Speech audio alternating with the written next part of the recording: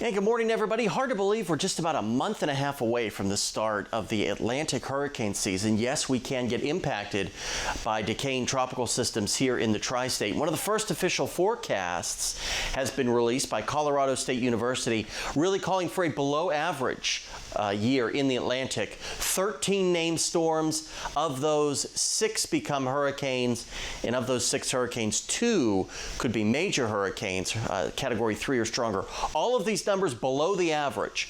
Well, why is that? Well, we are expecting a powerful El Nino to possibly develop. That's very warm sea surface temperatures off the west coast of South America. When that happens, you get a fairly strong Pacific jet stream developing that brings a lot of moisture into the deep south with below average temperatures, but a lot of that moisture could miss us. So usually in El Nino summers, it can get quite dry.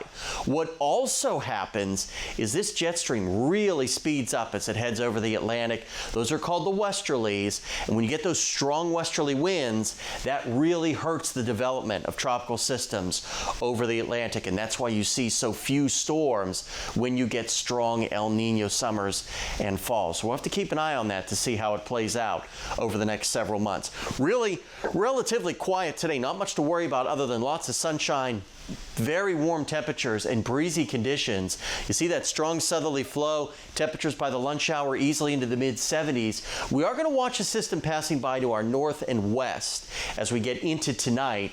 The southern edge of that might clip us in the overnight hours and into tomorrow morning with just a couple of stray showers. You see some of that here by tomorrow morning. Really should not be much of a big deal at all. More in the way of nuisance type showers, just enough to kind of moisten up the roads.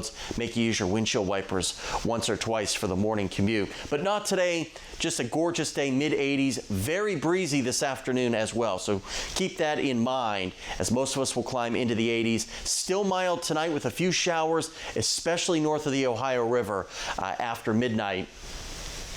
And a pretty active extended forecast here. Could see some lingering showers Monday. Right now, keeping rain chances out of the forecast Tuesday and Wednesday, as I think they'll stay well to our north and west. Right now, Thursday is looking like the best chance for showers and a few storms.